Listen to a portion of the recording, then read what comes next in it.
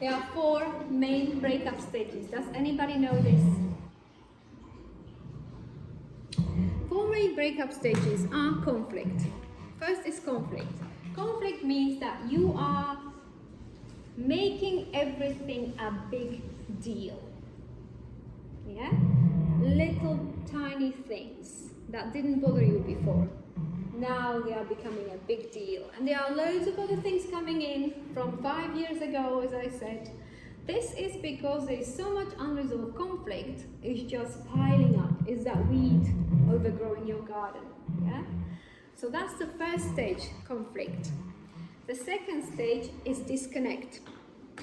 Disconnect is when you are breaking that emotional connection.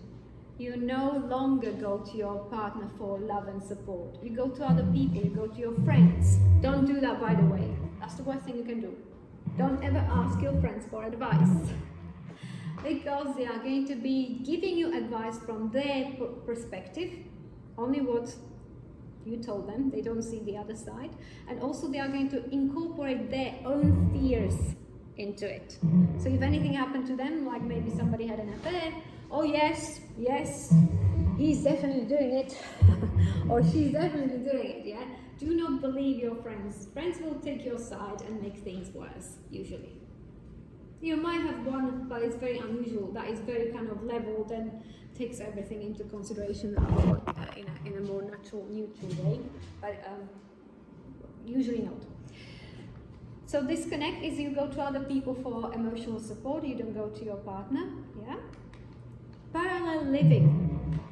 You still go to parties together, you go on holidays together, you do stuff together, but you are no longer together. You're just kind of existing next to each other. Or the flatmates thing, yeah? When people say we are just 2 flatmates living in the same place, yeah? And the last one is loneliness.